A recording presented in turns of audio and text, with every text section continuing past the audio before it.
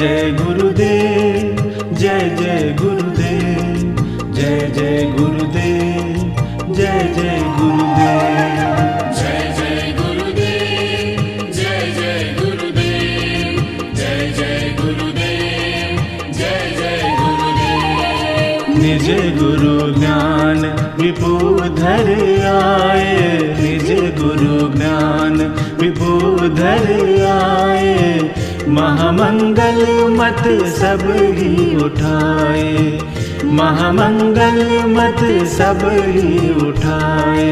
निज गुरु ज्ञान विपुधर आए, निज गुरु ज्ञान विपुधर आए।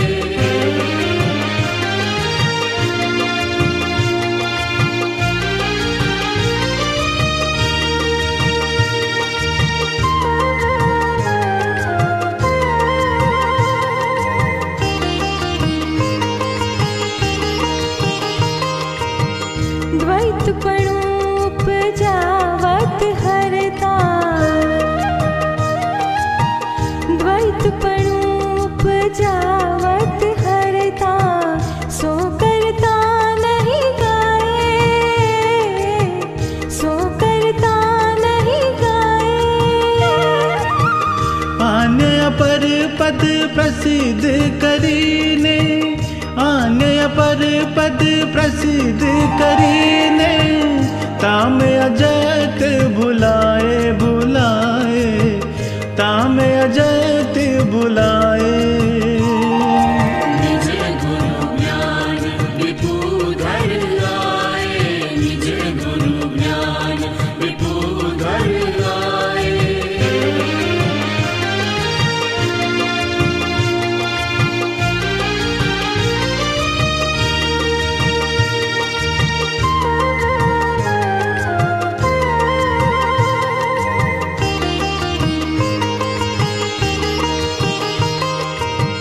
धाम चतुर में धावत सबरी, धाम चतुर में धावत सबरी, करता सबने ठहराए, करता सबने ठहराए।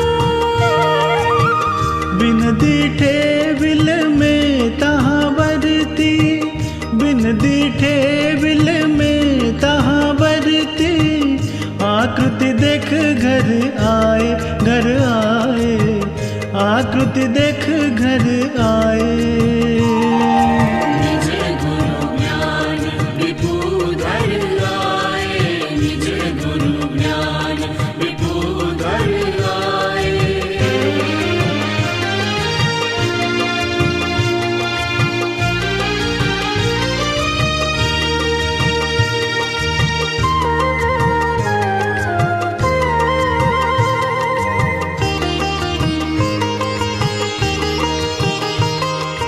शास्त्र सिद्धांत सबन को यही मत,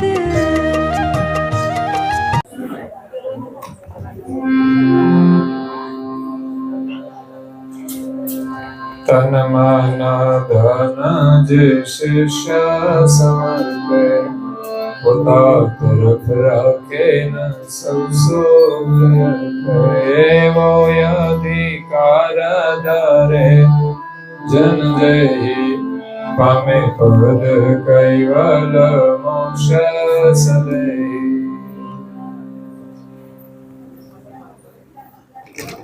प्रिय भक्तजनों,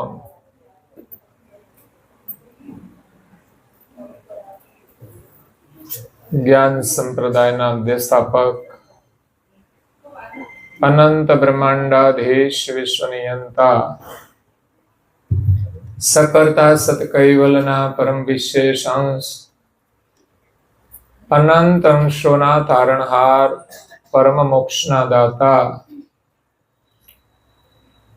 सर्वज्ञ दिव्य परम गुरु श्रीमद करुणा सागर महाराजना पट शिष्य, द्वितीय आचार्य पूज्य श्री नारायणदास जी महाराज श्री प्रातः काल उपासना अंतर्गत गुरु महिमा ने विषय परम गुरु नो महिमा समझावता कहे छे કે તન મન ધન જે શીશ સમર્પે, પોતા તરફ રાખે ન સૌ સુખ અર્પે. મનુષ્ય જીવનમાં સુખી થવા માટે સમર્થ ગુરુના શરણમાં જવાની જરૂર છે. ગુરુ આપણને યથાર્થ જ્ઞાન આપે છે. સમાજની અંદર કેવી રીતે જીવવું એનું પણ જ્ઞાન મળે છે, અને ભગવાનની ભક્તિ કેવી રીતે કરવી એનું પણ જ્ઞાન મળે છે. આ જગતમાં મોટામાં મોટી સમસ્યા છે ભગવાન કોણ? તો દરેકે પોતપોતાની માન્યતા પ્રમાણે ભગવાનની સ્થાપનાઓ કરી છે, પોતાના અનુભવ પ્રમાણે સ્થાપનાઓ કરી છે, અને દરેકને પોતાની સમજ પ્રમાણે લોકો માને છે. પરંતુ વાસ્તવિક સિદ્ધાંત એવો છે કે વિશ્વના સર્જનહાર એક જ છે. જેમ સંસારની અંદર પણ પિતા એક જ હોય છે, પિતા એક હોય છે, એવી રીતે આપણને ઉત્પન્ન કરનાર સર્જનહાર એક જ છે. જગતનું સર્જનહાર કરનાર સર્જનહાર પણ એક જ છે. હા, એનું સંચાલન કરવાની વ્યવસ્થા લોકોને આપેલી છે, દેવોને આપેલી છે, પરંતુ મૂળ સર્જનહારને ભૂલી જઈ જગતના જીવો સંચાલન કરનાર દેવોને સર્જનહાર માને છે. એટલે મૂળ સર્જનહારને કોઈ જાણતું નથી કે જેમણે 84 લાખ પ્રકારના જે શરીરો છે એના અંકુરોનું નિર્માણ કર્યું છે.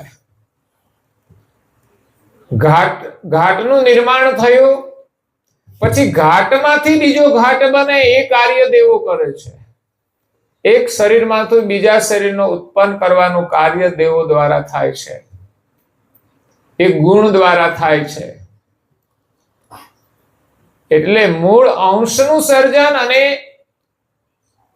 મૂળ શરીરનું સર્જન એ કર્તા માલિકે કર્યું છે. એક એક ઘાટ માલિકે ઉત્પન્ન કર્યો, પછી એકમાંથી અનેક થયા. એ દેવો નિમિત્ત છે, એ સર્જન નથી કરતા. એકમાંથી અનેક બનવાની ગતિ પણ માલિકે ઘાટમાં મૂકેલી છે, માટે થાય છે. એમાં દેવોની કોઈ વિશેષતા નથી. દેવોને માત્ર ગુણ તરીકે મૂકેલા છે કે રજોગુણ આવે તો જ શરીરનો સંબંધ જોડાય અને નવો ઘાટ ઉત્પન્ન થાય. વૃક્ષોની અંદર રજોગુણ આવે ત્યારે ઋતુ લાગે છે અને ફૂલ લાગે, પછી એને ફળ લાગે છે. એ માલિકની વ્યવસ્થા છે, પણ એની અંદર ઋતુકાળ લાગવાનું કારણે ગુણ બને છે. એટલે ગુણના દેવતા વગર આ કાર્ય આગળ વધી શકે નહીં. એટલે આવું રજોગુણનું જે કાર્ય છે એ દેવોના માધ્યમથી થાય, માલિક કરતા નથી. પણ માલિકે વ્યવસ્થા કરી છે, અદ્ભુત જગતની રચના કરી છે. ખરેખર આ જગત જોવા જેવું છે અને જાણવા જેવું છે.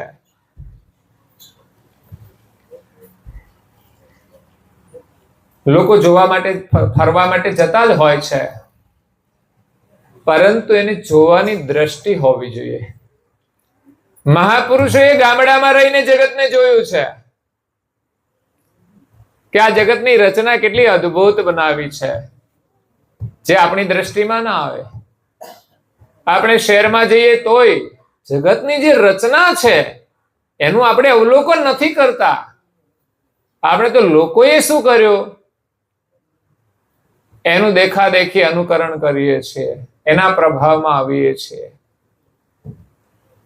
પરંતુ કર્તા માલિકે જે જગત બનાવ્યું છે એ અદ્ભુત છે, જેની એક એક કૃતિ જોઈને, એમની કલા જોઈને આપણને ભગવાન યાદ આવે.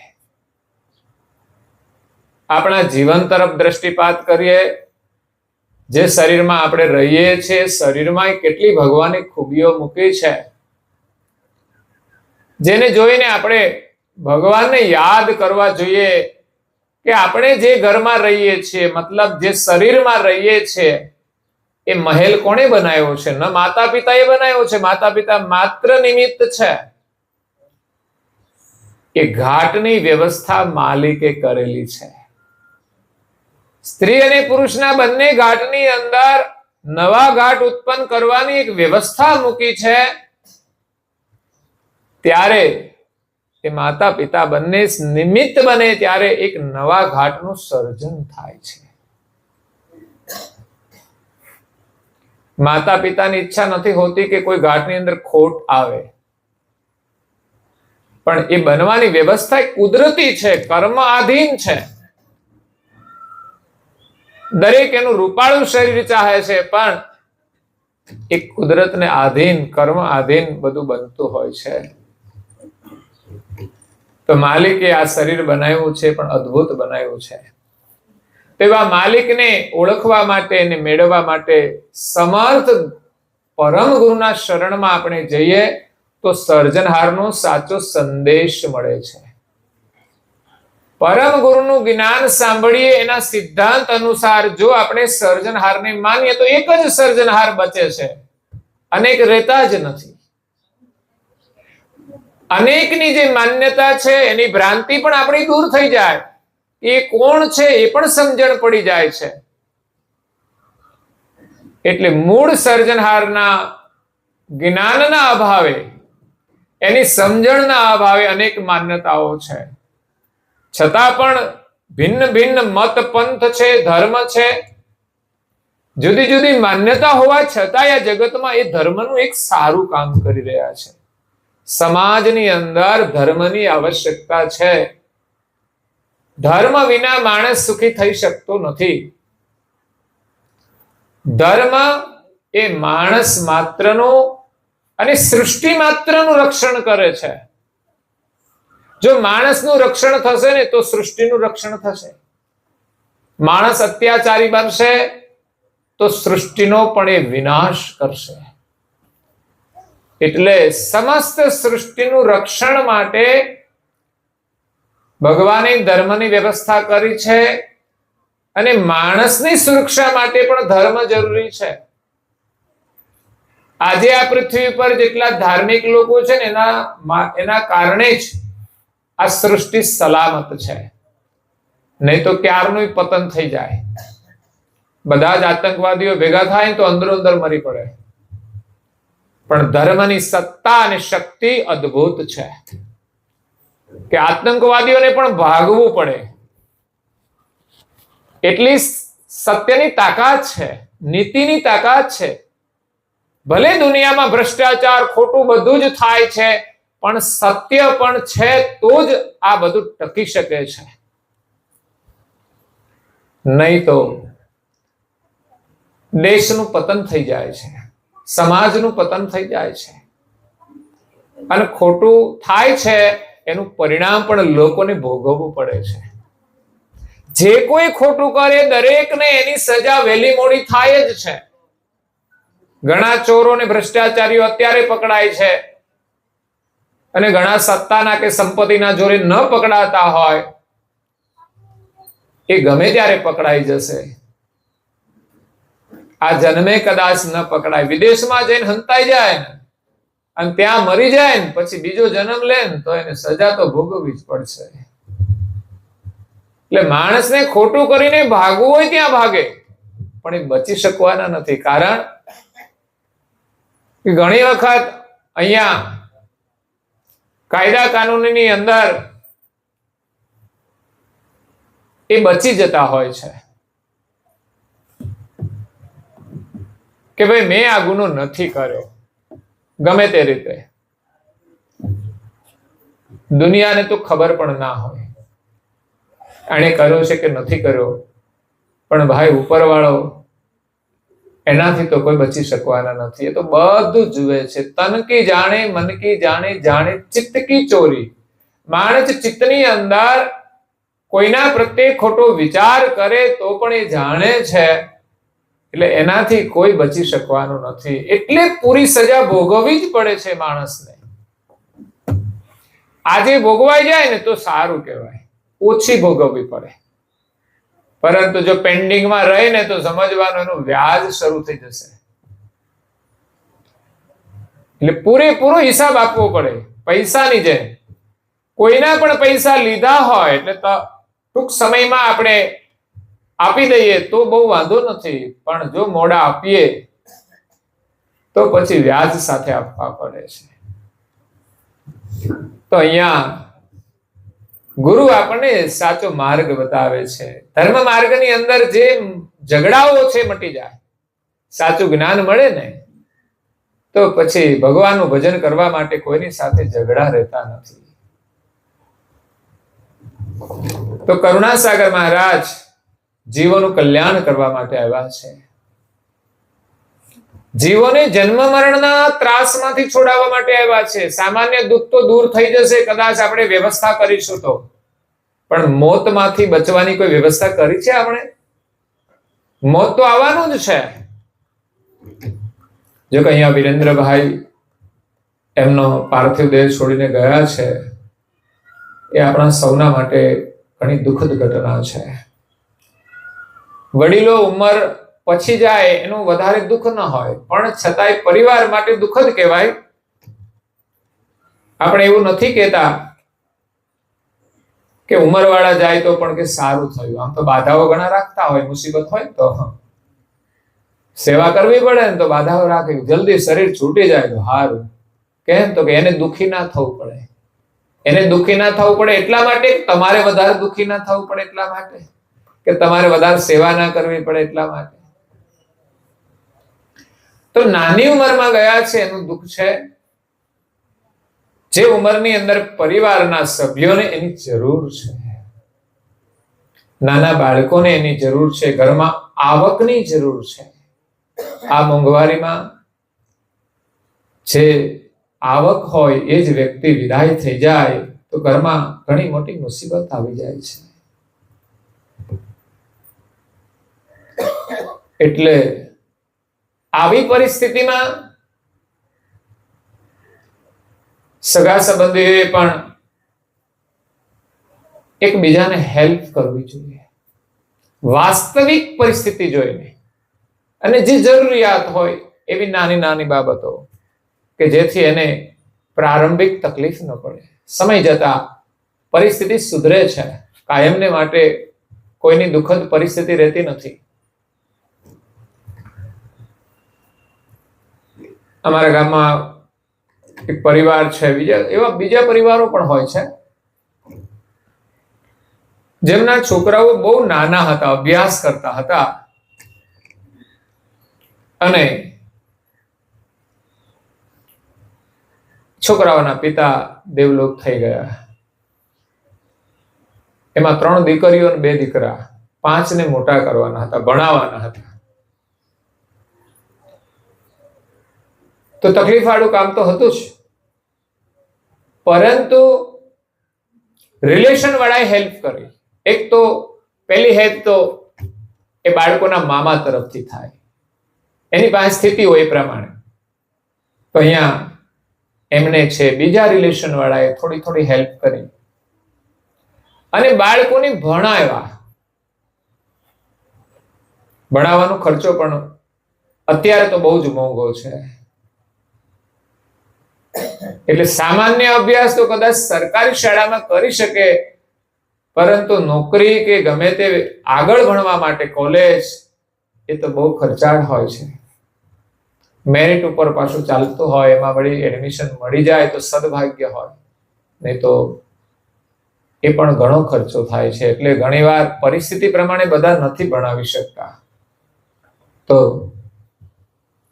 એમને ભણાવ્યા, એમાં બાળકોને પીટીસી કરાવ્યું એટલે શિક્ષકની નોકરી મળી.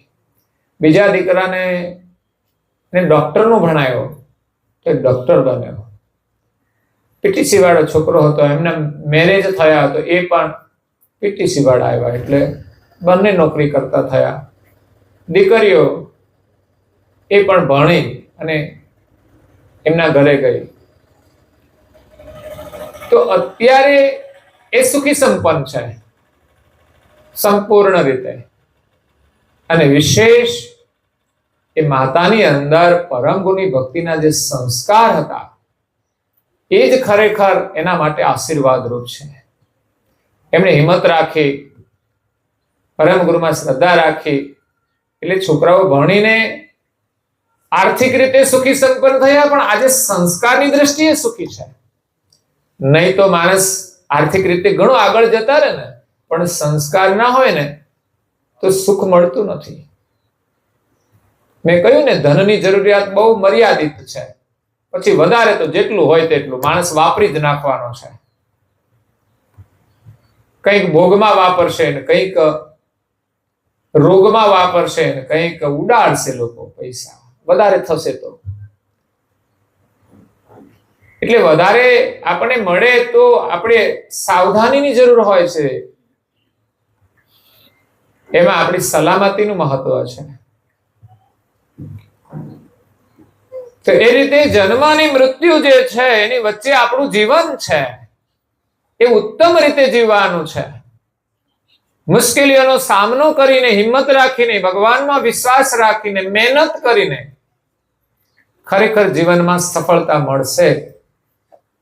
અને આ જીવન એ આપણને પરમેશ્વરને પામવા માટે મળ્યું છે, એને ઓળખવા માટે મળ્યું છે અને એનું સ્મરણ કરવા માટે મળ્યું છે. તો એને ઓળખવા માટે આપણે થોડો સત્સંગ સાંભળતા રહીએ જેટલો સમય મળે. ઘણીવાર લોકોને સમય હોય છે પણ વાતોમાં ગમે ત્યાં ફરવામાં ને ગુમાવી દેતા હોય છે. તો જીવનમાં વિચાર કરજો, આવો સમય વારંવાર નહીં મળે, આવો મોકો નહીં મળે. ઓ દુનિયાના લોકો મળ્યો છે આવો મોકો, ભજી લો ભજી લો ભજી લો ભગવાન, ભજી લો ભજી લો ભજી લો ભગવાન. આ મોકો ફરી નહીં મળે. ભગવાનનું નામ લેવાનો અભ્યાસ કરીએ, એમાં પ્રીતિ રાખીએ. કેટલું પ્યારું નામ છે. નામ માત્રથી આપણને શાંતિ મળે, સુખ મળે, આનંદ મળે. બાકી પૈસા મળી જાય તો કોઈ ગેરંટી નથી આપણને સદાય આનંદ મળશે. એ તો આપણી મમતા હોય એને થોડું મળી જાય તો ખુશ થઈએ, પણ એ પૈસા વાપરવા ક્યાં, એનો વિવેક નહીં હોય ને તો આનંદ નહીં મળે. લોકો તો પૈસા મળે તો આનંદ થાય છે, અને પૈસા પછી મસાલા ખરીદી કરે તોય આનંદ થાય છે, ખાય તોય આનંદ થાય છે, પણ છેવટે શું થશે તો આપણે બધા જાણીએ છીએ. એ આનંદ રહેશે? નથી રહેવાનો. ઘણી પ્રકારનો આનંદ પરિવારને પણ તોડી નાખે છે. આજે તો ભયંકર વ્યસનો આવ્યા છે ને, જે સામાજિક પ્રસંગોમાં પણ લોકોએ જોડી દીધા છે. આ કેટલી બધી આપણી વિવેકહીનતા છે. આજે ભણેલો ગણેલો સમાજ સાથે દુર્વ્યસનોને જોડતો જાય છે. એની બુદ્ધિ ભ્રષ્ટ થતી જાય છે. એ ભણેલો સમાજ પણ, ધનવાન સમાજ પણ સુખી રહેવાનું નથી. જે સમાજની અંદર ધર્મના સંસ્કાર છે એ જ સુખી રહેવાના છે. એટલે જન્મના સમયથી તે મૃત્યુ સુધી અનેક દુઃખો આવે છે, એમાંથી તો આપણે બહાર નીકળીશું, પણ મૃત્યુના દુઃખની આપણે તૈયારી કરવાની છે. જેણે જેણે ભક્તિ કરી ને એને મૃત્યુનો ભય લાગ્યો છે કે એક દિવસ મોત આવશે. કેવું આવશે તો ખબર નથી, પણ આવશે એ તો ચોક્કસ છે. એમાંથી છોડાવનાર એક ભગવત સ્મરણ છે, ભગવાનનું નામ છે. લાખો રૂપિયા આપી દો ને તોય ન લઈ શકાય. મોંઘું છે માલિકનું નામ, પણ બોલવામાં ના બેસે દામ. પૈસાની જરૂર નથી લેવા માટે, માત્ર સમજણ જોઈએ, માત્ર પ્રેમ જોઈએ, માત્ર થોડો સમય જોઈએ. કામ કરતા કરતા પણ લઈ શકાય. એ નામથી તો આપણે સંસારના અનેક દુઃખોથી પાર થઈ જઈશું. તમામ દુઃખોમાંથી મુક્ત થવાની ચાવી એક ભગવત સ્મરણ છે અને ગુરુ આપે છે. ગુરુમાં શ્રદ્ધા હોય ને તો જ નામ લઈ શકાય, નહીં તો લઈ શકાતું નથી. ગુરુનું ગૌરવ હોય તો જ નામ સ્મરણ થાય છે. એક ભક્તએ બહુ સરસ ભજનની અંદર કહ્યું છે, નામનો મહિમા ગાતા. ઓમ વાલા હું તો પડી ભૂલી તાર નામ મહા, ગેલી બની સુરતા મારી પ્રભુ તાર નામ મહા. કૈવલ નામ, આ જગતની રચના જુઓ ને તો કૈવલનું સ્મરણ થાય. કૈવલ એટલે શબ્દ નથી. આ જગત જે દેખાય છે એની ઉત્પત્તિનું મૂળ એ કૈવલ છે, જેમાં કોઈ વળ નથી, જેમાં કોઈ મળ નથી, જે નિર્મળ છે, જેમાં કોઈ માયા નથી. એવા માયાતીત સર્જનહાર જેને આપણને ઉત્પન્ન કર્યા, શરીરો ઉત્પન્ન કર્યા, આપણા માટે આ સુખની વ્યવસ્થાઓ કરી છે. વિચાર કરો, જેના સંકલ્પ માત્રથી જગતનું સર્જન થતું હોય એ સર્જનહાર આપણને શું ન આપી શકે? તેનું નામ લેવાનું કેમ ના ગમે? લોકો પૈસાવાળાને બહુ યાદ કરતા હોય છે. કેમ? એ પૈસાવાળા છે એટલે એને વધારે યાદ કરે છે. બાકી એના નામમાં તો કંઈ જ નથી હોતું ને. પણ એની પાસે પૈસા છે એટલે યાદ કરે છે. તો લોકો પૈસાવાળાને યાદ કરે. ડોક્ટરને યાદ કરવા પડે, કારણ કે એની બહુ જરૂર પડે છે. એ ડોક્ટર છે માટે આપણે એને યાદ કરીએ છીએ. તો ભગવાન તો કેટલા સામર્થ્ય વાળા છે. એનું સામર્થ્ય જોઈએ તો યાદ આવે કે ના આવે? જે આપણને હેલ્પ કરે યાદ આવે કે ના આવે? આપણને થોડી ઘણી પૈસાની મદદ કરે કે બીજી કંઈ પણ મદદ કરે, સ્વાસ્થ્યની મદદ કરે, સેવા કરે તો આપણને યાદ આવે. ભગવાન તો આપણને શું આપે છે વિચાર કરો. એના વગર આપણું જીવન જ સંભવ નથી. વિશ્વના સર્જનહાર આપણી જરૂરિયાતની વસ્તુ આપે છે. બાકી આ દુનિયામાં બધાના વગર ચાલે. યાદ રાખજો, જેને આપણે જરૂર માનીએ છીએ એ બધાના વગર ચાલે. રોટી જરૂરી છે ને, પણ ના હોય તો ચાલે. જો તમારી પાસે સિદ્ધિ આવી જાય ને, થોડી સાધના કરો ને, તો રોટીની જરૂર નહીં પડે. તપસ્વી રઘુરામ મહારાજ શ્રીએ 60 વર્ષ ભોજન વગર જ કાઢ્યા છે. કારણ કે 12 વર્ષ સુધી તપમાં બેસી ગયા તો અન્નની જરૂર ના પડી. અને જાગ્યા ત્યારે પણ વધારે અન્નની કોઈ જરૂર નહોતી. માત્ર એમ કહેવાય છે કે 1 ગ્લાસ દૂધ પી લેતા અને પોતાની સુરતાને ભગવાનમાં જોડી દેતા તો માણસને ભોગની જરૂર નથી. વિચાર કરો, એ ભગવાનનું સાનિધ્ય કેવું હશે કે અહીંયા ભોજનની જરૂર નથી. એટલું જ નહીં, એના શરીરને કોઈ રોગ પણ લાગતો નથી, એને તાપ પણ લાગતો નથી, એને ઠંડી પણ લાગતી નથી.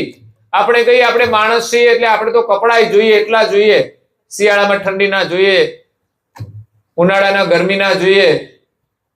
પણ લોકો તો ઉનાળામાં શિયાળાના કપડા પહેરતા હોય છે. બોલો, અકલમંદ લોકો કહેવાય. જાડા જાડા જીન્સ ઉનાળામાં પહેરે, એટલી ગરમી થતી હોય, અકલમંદ કહેવાય. આપણે ત્યાં ઋતુ અનુસાર કપડાની વ્યવસ્થા છે.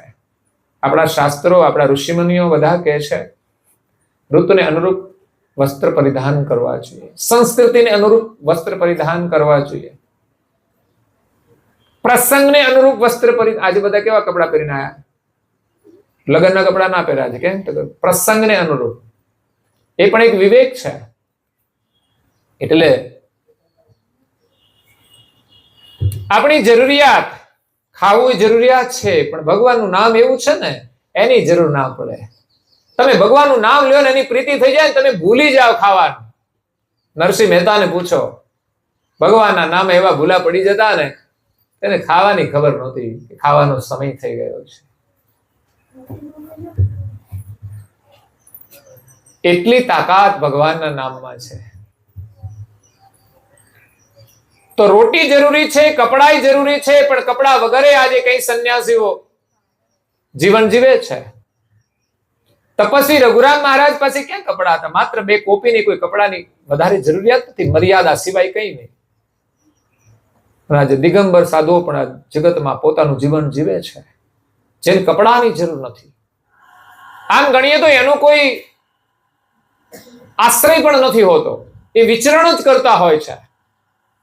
સાધુ અને સાધ્વીઓ એક જગ્યાએથી બીજી જગ્યાએ, બીજી જગ્યાએથી ત્રીજી જગ્યાએ કોઈ આશ્રયો બનાવ્યા હોય છે, એમાં રહેતા હોય છે. પણ આજે રહ્યા ને કાલે નીકળી જવાનું, એટલે એમ નહીં કે આ મારું છે. આશ્રયની પણ જરૂર ના પડે. તમે ભગવાનના શરણે જાઓ તો તમને આશ્રય મળી જાય.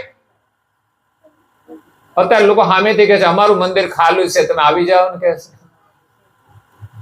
ભગવાનનો આશ્રય બધી જગ્યાએ મળી જાય છે. એટલે રોટી, કપડા અને મકાન જે જરૂરી છે, પણ ભગવાનના નામમાં જો પ્રીતિ થઈ જાય ને સ્મરણ કરી દે ને તો એની પણ જરૂર રહેતી નથી. પરંતુ આપણા જીવનમાં જેના વગર જીવન શક્ય નથી એવી વસ્તુ પરમાત્મા આપણને આપે છે, અને એ છે જીવન, શ્વાસ. હું કહું ખાધા વગર તો 5-6 કલાક તો નીકળી જાય ને કમસે કમ, અને ના મળ્યું હોય તો 12 કલાકે આપણે કાઢી નાખીએ. પણ શ્વાસ વગર કેટલા કલાક કાઢો તમે? બહુ થોડી મિનિટ સિવાય ચાલે નહીં, થોડી મિનિટ સિવાય. 1 મિનિટ કે 2 મિનિટ આપણે રહી શકીએ, 3 મિનિટ પછી તો મુશ્કેલી ઉભી થઈ જાય. એટલે કપડા ના હોય તો લોકો જો ઘણા ભિખારી હોય, કપડા એની પાસે ના હોય, શું કરે? એના એ જ કપડા ચાલ્યા જ કરે. 6 મહિના વરસ નીકળી જાય ને. એવા લોકો જોયા હશે ને આપણે. તો ભોજન વગર ચાલી જાય, કપડા વગર ચાલી જાય. ઘણાને મકાન નથી હોતા, ગમે ત્યાં ઓટલે સુઈ જતા હોય છે, પણ જીવે છે માણસ. પણ એને શ્વાસ ન મળે તો કોઈ જીવી શકતું નથી.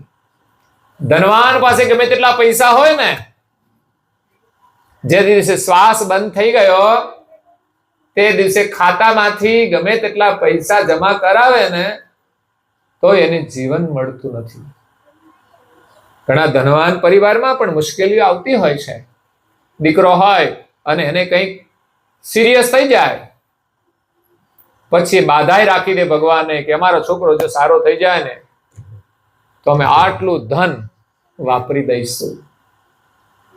છતાંય સુકૃતનો યોગ સારો હોય ને કઈ લાભ થઈ જાય, પણ સુકૃત કરે છે એનું ફળ એને અવશ્ય મળશે. છોકરો બચે કે ન બચે એ તો એના સુકૃત ઉપર આધાર છે. એટલે જીવન અમૂલ્ય છે, ભગવાને આપ્યું છે. એક એક શ્વાસનું આપણે મૂલ્ય કરીને એને સારા માર્ગે વાપરવાનું છે. જો આપણે પૈસા કમાઈએ છીએ ને તો પણ ગમે ત્યાં વેડફી નથી નાખતા. એક એક રૂપિયાને આપણે સાચવીએ છીએ. હું જોઉં છું ઘણી વાર શાકભાજી વાળા આગળ બહેનો શાકભાજી ખરીદતી હોય તો બહુ માથાકૂટ કરે કે 1-1 રૂપિયા માટે. એમ ગમે તે થોડા આપી દેવાય. નહીં તો ગરીબ માણસ છે, તમારે કદાચ 1-8 રૂપિયા વધારે જાય તો કઈ વાંધો ના આવે, પણ ના, હક પ્રમાણે જ આપણે તો કામ કરવાનું. તો પછી આ શ્વાસ તો એના કરતા કિંમતી છે. એ હશે તો બધું આપણે કરીશું, નહીં તો કઈ નહીં થઈ શકે. તો એ શ્વાસ વ્યર્થ ન જવો જોઈએ કે કોઈ અનર્થમાં ન જવો જોઈએ. એનો હંમેશા ઉત્તમમાં ઉત્તમ ઉપયોગ થવો જોઈએ. જીવન નિર્વાહ કરવું એ દરેકની ફરજ છે. એના માટે આપણે કાર્ય કરીએ. શરીર મળ્યું છે તો શરીર નિર્વાહ માટે જે કંઈ કરવું પડે એ કરવાનું છે. પણ એ સિવાય ઘણો બધો સમય વધતો હોય છે. બાળકોનો સમય અભ્યાસમાં જાય, રમતગમતમાં જાય, એની ઉંમર છે. પણ મોટા થયા પછી આપણે રમતગમતમાં સમય ગુમાવવાનો નથી. નહીં તો હવે તો મોટા થયા પછી પણ લોકો મનોરંજનમાં સમય ગુમાવે છે. અને હવે તો મોબાઈલમાં ગેમ આવી ગઈ એટલે એમાંય રમતગમત રમતા હોય છે. અને ઘણા તો શોર્ટકટ શોધે કમાવાનો કે મોબાઈલમાંથી આપણને જલ્દી ઝાઝા પૈસા મળી જશે, પણ બધું ગુમાવી દેતા હોય છે. યાદ રાખજો, મહેનત સિવાય મળતું નથી. કોઈકને લાભ થઈ ગયો હોય એની લાલચમાં આપણે રસ્તો લેવો ના જોઈએ. ઘણા લોકો બરબાદ થઈ જાય છે. અને મોબાઈલનો બિનજરૂરી ઉપયોગ કરીને પણ માણસ નુકસાન કરે છે, બરબાદ થઈ જાય છે. અને મિસયુઝ થયો તો વધારે દુઃખી થઈ જાય છે. એટલે સાવધાનીની જરૂર છે. પરમાત્માનું નામ જે છે બહુ પ્યારું છે. ઓમ વાલા હું તો પડી આ ભૂલી તારા નામમાં. જો ભગવાનના નામમાં ભૂલા પડી જાય ને તો ભવ પાર થઈ જાય છે. સંસારમાં ભૂલા પડ્યા તો આપણો કોઈ કિનારો નહીં આવે. કેટલાય જન્મો જશે જ, એમાં આપણે દુઃખી થવું પડશે. પણ એકવાર ભગવાનના નામમાં પ્રીતિ કરીએ થોડી નિયમથી, જેમ કે કૈવલનું નામ છે, કરુણાસાગરે આપ્યું છે પ્રગટ જાપ કૈવલ. પ્રગટ જાપ કૈવલ મુખ જપહી, મુખેથી કૈવલ કૈવલ બોલો. જેમાં આપણે એક ધૂન બોલી હમણાં, કૈવલ બોલો કૈવલ બોલો કૈવલ કૈવલ બોલો સંત સજન મારા સત કૈવલ બોલો. સત કૈવલ પાછું આવે એટલે સત્ય છે. કૈવલ છે, સત્ય છે. એટલે સત કૈવલ અને સાહેબ પણ જોડાય છે. તો એ બધાના સાહેબ છે. પણ એક કૈવલ એ પણ મંત્ર છે, એ પણ એનું નામ છે. એનો આપણે જપ કરીએ. યાદ રાખજો, જેટલા જપ જપાશે ને એટલો આપણી અંદરથી વળ, બહુ જન્મનો વળ ભર્યો છે. હા, એ તો ક્યારેક કોઈની સાથે આગુ પાછું થાય ને ત્યારે વળ આવે છે. હે, દેખાય ને વળ તો, ગમે ત્યારે વળ તો દેખાય. હો, મારું તારું રાગ દ્વેષ આ બધો વળ છે. તો એ વળ નીકળી જશે અને કેટલાય જન્મોનો મળ છે એ પણ કૈવલના સ્મરણથી, શ્રદ્ધાથી જપીએ, પ્રેમથી જપીએ. જે પ્રેમ હતો મીરાબાઈને,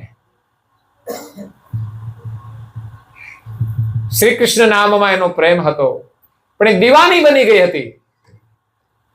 એ ઘરને ભૂલી ગઈ હતી. વરને ભૂલી ગઈ. અત્યારે તો વરને ભૂલવાનું મુશ્કેલ છે ને. ભગવાન લોકો ભૂલી જાય છે ઘરમાં, પણ મીરા તો એના પતિને પણ ભૂલી ગઈ હતી. એને તો પતિ કૃષ્ણને જ પોતાના પતિ માની લીધા હતા. પતિ એટલે લૌકિક પતિ નથી હોતા. એ લૌકિક ભાવ નથી હોતો. એમાં અલૌકિક સંબંધની અંદર ભક્ત એ પત્ની રૂપ છે અને ભગવાન એ પતિ રૂપ છે. કરુણાસાગર મહારાજે પણ એ દ્રષ્ટાંત આપેલું છે કે પતિ અને પત્નીનો સંબંધ જે પ્રકારે જોડાય છે અને પત્ની જેમ પતિવ્રત ધર્મ પાળીને પતિની સેવા કરે છે. અત્યારે તો કે અમે હની એમની સેવા કરીએ, અમારી સેવા કરે તો અમે કરીએ. આવા લોકો મળે છે મને. એ કે હું એને શા માટે તમે કહો, એ મને તમે કહે તો હું એને તમે કહું, એ મને તું કહે તો હું એને તું જ કહું ને. સમકક્ષ થઈ ગયા. પણ એનો ઉપયોગ, એનો મતલબ એવો નથી સમકક્ષ. હા, ન્યાય બંનેના માટે હોવો જોઈએ, કોઈને અન્યાય ન થવો જોઈએ. પણ આપણી એક સંસ્કૃતિની સભ્યતા છે કે પત્ની હંમેશા એને તમે કહીને બોલાવવા જોઈએ. પણ હજુ ભાઈઓને ખબર નથી હો આપણી સંસ્કૃતિની. એટલે તું કહે છે, યાદ રાખજો, તું કહેવાનો રાઈટ નથી. એને પણ દેવી કહીને બોલાવતા હતા ઋષિમુનિઓ. દેવી, દેવીનો અર્થ તમે જ થાય, યાદ રાખજો. અને તમે કહેવામાં સંકોચ શાનો છે? હે, તમે કહેવામાં વાંધો શું છે? તું કહેવાની કોઈ જરૂર નથી. પણ આ તો આયલું છે બધું, પરંપરા. એટલે અને તું કે ત્યાં સુધી તો હજુ બહેનો સ્વીકારી લેશે, પણ તું થી આગળ વધી જાય ને ત્યારે સમસ્યા ઊભી થઈ જાય છે. એને તો કહેવાનું કહી દે, પણ એના માતા પિતા સુધી પહોંચી જાય ને ત્યારે પછી એને તમાચો મારવો પડે છે. એટલે મર્યાદાઓ છે, સભ્યતા છે તમે શબ્દમાં. શું વાંધો કહેવાનો? ઘણા લોકો એવા હોય છે, પુરુષો, એમના પત્નીને તમે કહીને બોલાવતા હોય છે તો એને સારું લાગે. સભ્યતાથી આપણે બોલાવીએ તો એનો તમારા પ્રત્યેનો પ્રેમ અધિક વધી જશે, તમારી વધારે સેવા કરશે. પણ ઘણા તો તું માં દાદાગીરી જ કરતા હોય છે. પણ એમાં કદાચ એ કરે એની ફરજ પ્રમાણે, તમે જે કહો એ કામે કરે, પણ એમાં કોઈ સુખ નથી હોતું, કોઈ આનંદ નથી હોતો. એનો આંતરિક પ્રેમ ન મળે, તમારું કામ કરી દેશે આદેશથી, પરંતુ વાસ્તવિક પ્રેમની અંદર કેવું નથી પડતું. બધું જ તમારું કામ તૈયાર જ હોય અને તમે કહો વિનમ્રતાથી, તો બીજી વાર તમારે કેવું નહીં પડે, યાદ રાખજો. અને તું તડાકમાં કાયમને માટે કેવું જ પડતું હોય છે, કારણ કે એની અંદર ભાવ નથી રહેતો. ઘણા લોકોને સંઘર્ષ એવો થઈ જાય ને, એકબીજાનું મુખ જોવું ગમતું નથી, બાકી એકબીજાનું મુખ જોઈને એને પ્રસન્નતા મળે છે. એ મુખડાથી નહીં, હૃદયની અંદર રહેલા પ્રેમથી મળે છે, યાદ રાખજો. બ્યુટી પાર્લરમાં જઈને આવે તો આપણે ખુશ થઈશું એવું નથી, એની અંદર પ્રેમ હોવો જોઈએ. અને પ્રેમ હોય ને એને બ્યુટી પાર્લરમાં ના જવું પડે, કારણ કે એના ચહેરા ઉપર એ પ્રેમની સ્મિત દેખાય છે, પ્રસન્નતા દેખાય છે. મોઢું બગડેલું હોય ને ખુશ હોય એમાં ફરક ના પડે કઈ? હું ખબર ના પડે લોકોને?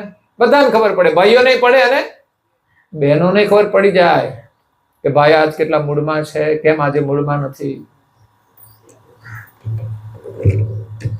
એટલે નામનો મહિમા છે. બેનો નામ નહોતી લેતી, હા હવે ચાલ્યું છે બધું. વાંધો નહીં, ચાલવા દો, વાંધો નહીં. ભેગા રહો એ મહત્વનું છે. આપણે નામ લઈને ભેગા રહો એ મહત્વનું છે, સમય પ્રમાણે. પણ હજુ પેઢી છે નામ ન લેવા વાળી, અને કાં તો છોકરાના નામ હોય ને એ એની હાથે જોડી દેતા હોય છે. બહેનોના બોલાવાના હોય ને તો દીકરીનું નામ લઈને બોલાવે, એટલે સમજી જાય. દીકરી તો થોડા જ સમય હોય પછી તો જતી રહે. તો અહીંયા મહત્વ છે નામનું. નામમાં પ્રીતિ થવી જોઈએ.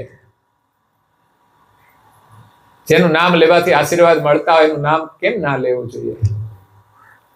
તો સરળ રસ્તો, કૈવલ મંત્ર લેખન. મારા દાદા બેઠા છે ને, દેરડીથી આવે છે, કાંતિભાઈ, બહુ મંત્ર લખે છે.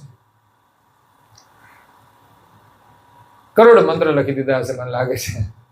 નિરંતર ચાલુ, કારણ કે નિવૃત્તિમાં બસ હાથ ચાલે ત્યાં સુધી આપણા માટે સ્મરણ કરવાનું માધ્યમ છે. માણસ કંઈ પણ પ્રવૃત્તિ વગર સ્મરણ કરવું ને અઘરું કામ છે. એ તો એટલી બધી પ્રીતિ આપણી પ્રબળ થઈ જાય ને ભગવાનમાં, તો તમે નવરા બેઠા બેઠા ભગવાનને યાદ કર્યા કરો, મનથી, સુરતાથી. સુરતા ભગવાનમાં લાગવી જોઈએ, ત્યારે અહીંયા મનથી સ્મરણ થાય. યાદ રાખજો, આપણી જે સુરતા છે સંસારમાં ભટકી જાય પછી મનથી નામ નથી લેવાતું. સુરતા, આપણી જે દ્રષ્ટિ છે એ ભગવાનમાં લાગી જાય કે આ જગતનું સર્જન કરનાર સામર્થ, એ સર્જનહાર, જેનું વર્ણન કરુણાસાગર મહારાજશ્રીએ કર્યું છે, જેનો મહિમા ગાયો છે, એ કૈવલમાં સુરતા એના જ્ઞાનથી લાગી જાય અને કૈવલ કૈવલનું સ્મરણ થયા કરે. એક એક કૃતિ જોઈએ ને તો કૈવલ યાદ આવે. આ પંખો ફરે છે ને આપણે નથી ફેરવતા, લાઈટ થી ફરે છે, લાઈટ ને ખબર નથી હું ફેરવું છું તો ફરે છે કેમ? માણસે એની શોધ કરી છે, પણ વ્યવસ્થા બધી ભગવાનની છે. કોઈ પણ કૃતિ જોઈએ ને તો ભગવાન યાદ આવે. હું બોલું છું ને તમને બધાને સંભળાય છે, આ વ્યવસ્થા પણ ભગવાનની છે. અને આપણે ખુદ બધા જ બોલીએ છીએ. આ અક્ષરો આવે છે ક્યાંથી ભાઈ, કોઈને ખબર છે? આપણે 52 અક્ષર બોલીએ છીએ, પ્રાણી નથી બોલી શકતા. આ ખૂબી ભગવાનની છે. આપણને ભગવાને 52 અક્ષર આપ્યા અને પ્રાણીઓને 2-4, 2 ચી ચી બોલે, કોઈ હોંચી હોંચી બોલે, ભસતા હોય કૂતરા, કોઈ મ્યાઉ બોલે. તો આટલા શબ્દો પ્રાણીને આપ્યા છે, એનાથી એનો વ્યવહાર ચાલે છે. માણસને કેટલા અક્ષરો આપ્યા? 52 અક્ષર આપ્યા એટલે વધારે ગડબડ કરે છે. થોડા આપ્યા, મૂંગો માણસ કઈ ગડબડ કરે?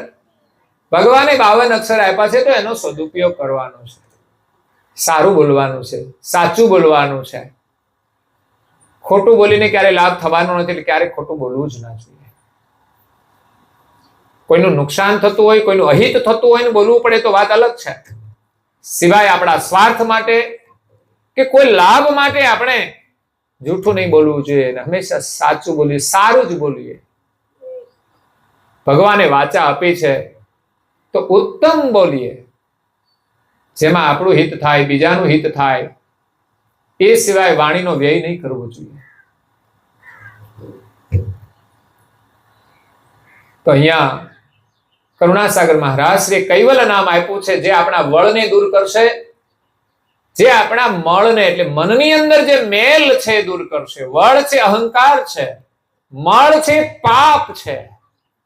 અનેક જન્મોના પાપ પડ્યા છે ને આપણી વૃત્તિમાં, એટલે આપણે લઈ નથી શકતા. પણ જેવા છીએ તેવા રહીને આપણે ભગવાનના શરણમાં જઈએ, ગુરુના શરણમાં જઈએ, એમની દીક્ષા લઈને જે મંત્ર હોય એમાં વિશ્વાસ રાખીને મંત્રનો જપ કરીએ તો આપણો મળ દૂર થશે, પાપ દૂર થશે. નવા પાપો નહીં થાય અને જૂના પાપો બળશે તો આપણી વૃત્તિ થશે નિર્મળ. જેટલી મનુષ્યની વૃત્તિ નિર્મળ એટલું જ સુખી અને પ્રસન્ન હશે. એવું નથી કે કોઈ બહારની વ્યવસ્થાથી ખુશ થઈ જાય, થાય છે પણ લાંબો સમય રહેતા નથી. ફૂલ ખીલે છે પણ 12 કલાકમાં તો પાછું કરમાઈ જાય છે. એ માણસ 12 કલાકે ખુશ નથી રહી શકતો. ઘણી વાર બસ ખાલી સંદેશો કોઈનો મળવો જોઈએ, માણસ ઉદાસીન થઈ જાય, ગુસ્સે થઈ જાય, આવેશમાં આવી જાય, અસભ્ય ભાષાનો પ્રયોગ કરવા માંડે. એટલે સંસારની કોઈ ચીજો આપણને કાયમ ખુશ નહીં રાખી શકે. કારણ કે આ ચીજો આજે છે, વૃદ્ધાવસ્થા આવશે ને કોઈ આપણને હેલ્પ નહીં કરી શકે, આપણને ખુશી નહીં આપી શકે. આ શરીર એક યોગ્ય હોય છે ને ત્યાં સુધી એમાં આપણે ખુશી મેળવીએ છીએ. પણ શરીર જ્યારે વૃદ્ધ થઈ જાય, નિર્બળ થઈ જાય, કમજોર થઈ જાય સંપૂર્ણ રીતે, ત્યારે આ વસ્તુઓ કોઈ કામ લાગતી, એનાથી ખુશ નથી થતા. અને એ સમયે ખુશ થવાનું કોઈ સાધન હોય તે ભગવત સ્મરણ છે. એટલે સંસારની ચીજોથી તો ખુશ થવાની માન્યતા આપણી છે, વાસ્તવિક નથી. એકની એક ચીજ એક વ્યક્તિને ખુશી આપે, બીજાને દુખી કરે છે. જેને જે શાક ભાવતું એને ખુશી મળે છે, પણ ન ભાવતો એને તો વસ્તુમાં ખુશી હતી. એ તો આપણી માન્યતા પ્રમાણે છે. આપણને ગમે છે એ આપણને ખુશ કરે છે, પણ ગમે એ આપણને હંમેશા ખુશ રાખે એવું બનતું નથી. સંસારમાં જે જે ખુશી હશે બધી જ છીનવાઈ જશે, યાદ રાખજો. લોકોને તો ન ગમવાનું ગમે છે, ન ખાવાનું ખાય છે, ગમે છે એને ન ખાવાનું ખાય છે. મસાલા ખાય છે ને ગમે છે, પણ એને એ ખુશી મળવાની નથી, રહેવાની નથી. શરાબ પીવે છે, ગમે છે, પણ એનાથી ખુશ રહેવાનું નથી. પરિવાર છીન ભીન થઈ જશે. લોકો નોનવેજ ખાય છે, એ કદાચ ખુશ રહેતા હશે, લાગતું હશે, પણ હકીકતમાં તો એનાથી પણ એની ખુશી ટકશે નહીં. કારણ કે એના વિચારો બદલાઈ જશે,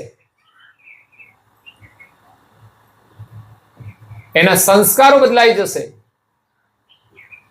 એટલે ઘણી બધી બાબતોની આપણી પાસે સમજણ હોય તો એનાથી આપણે દૂર રહેવું જોઈએ. ભલે લોકો વિદેશમાં રહેતા હોય છે, ઘણીવાર એના સંગથી એનો રંગ લાગી જતો હોય છે, પણ સાવધાની રાખવી પડે. લોકો પીતા થઈ જાય છે, પણ અહીંના જેવું નથી હોતું. પણ છતાંય વસ્તુ જો ગૌરવ હોય ને તો ગમે તે વાતાવરણ હોય, મિત્ર મંડળ હોય, એનાથી આપણે દૂર રહેવું જોઈએ. નોનવેજ હોય, ઘણી વાર લોકો ખવડાવી દે, પછી ખાતા થઈ જાય. પણ આપણી સંસ્કૃતિમાં તો એ જાણીને જ નફરત હોય છે કે આ વસ્તુ ખાવા યોગ્ય જ નથી. સારું લાગવા માંડે, સારું દેખાવા માંડે તો કઈ ઉપયોગ કરવો એવું નથી. જે યોગ્ય નથી એનો ઉપયોગ નથી. એ આપણને હંમેશા ભ્રષ્ટ કરી દે છે. એટલે પછી નાની પડીકીથી માંડીને બધું જ આપણે ત્યાગ કરવો જોઈએ. એનું નામ ધર્મ છે. માત્ર ઘરમાં ફોટો રાખીને દીવો કરીને આપણે આરતી ફેરવીએ કે ધૂપ કરીએ એટલી જ ધર્મની પરિભાષા નથી, એટલી જ ભક્તિ નથી. સાચી ભક્તિમાં તો રોજ વિવેક આવવો જોઈએ. આપણે વિચાર કરવો જોઈએ હું શું કરી રહ્યો છું, અને એમાં જેટલો જરૂર પડે એટલો સુધારો કરવો જોઈએ. વ્યક્તિગત રીતે શું કરું છું, બીજાની સાથે હું શું વ્યવહાર કરું છું, કોની સાથે કેવો વ્યવહાર કરું છું, એમાં કેટલું યોગ્ય અયોગ્ય વર્તન થઈ ગયા પછી પણ મહેસૂસ થવું જોઈએ કે અમે ખોટું કર્યું છે. ફરી ના થાય એના માટે સાવધાની રાખવી જોઈએ. એટલે ભગવાનનું નામ બહુ પ્યારું છે. ભજનની અંદર શબ્દોમાં એમણે કેટલી એમની ભાવના વ્યક્ત કરી છે. ઓમ વાલા, હે ભગવાન. ઓમથી એ પોતાના અંતરના ભાવથી બોલે ઓમ છે. અંતરથી પ્રગટ થાય ને એ ઓમ શબ્દ છે. અંતરહંગ કહેવાય છે. ઓમ વાલા હું તો પડી અભૂલી તાર નામમાં, ગેલી બની સુરતા મારી પ્રભુ તાર નામમાં. ગેલી બની ગઈ એની સુરતા. પછી તો એને ભાન શાનું રહે? જ્યાં સુરતા પુરવાઈ જાય ને પછી મનનું અસ્તિત્વ રહેતું નથી. મન એની અંદર સમરસ થઈ જાય છે. જ્યાં તમારી સુરતા લાગી ત્યાંથી મન અલગ રહેશે નહીં. મન અલગ ચિંતન પણ નહીં કરી શકે, સંકલ્પ નહીં કરી શકે. આ છે પ્રભુ નામની પ્રીતિ. સંસારમાં લાગી જાય છે તો એ સંસારમય બની જાય છે. માયામાં મન લાગી જાય છે, સુરતા તો માયામય બની જાય છે. એ રાત દિવસ માયાનું જ સ્મરણ કરે. એને સપનાય માયાના જ આવે. જ્યારે ભગવાનમાં જેની પ્રીતિ લાગી જાય. પૂર્ણાવતી કા સાથ કેવલ સાહેબ.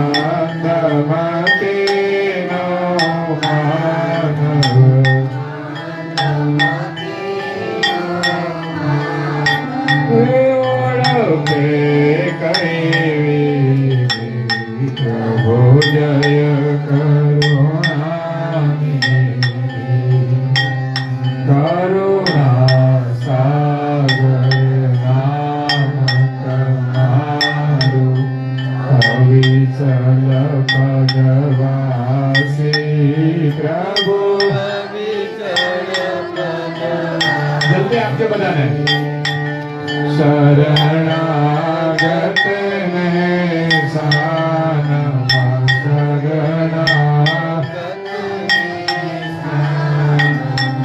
श्री बतावी से प्रभु जय करुणा निधे जय करुणा निधे प्रभु जय करुणा निधे आरती आरत पूर्वक आरती आरत पूर्वक श्रद्धा करे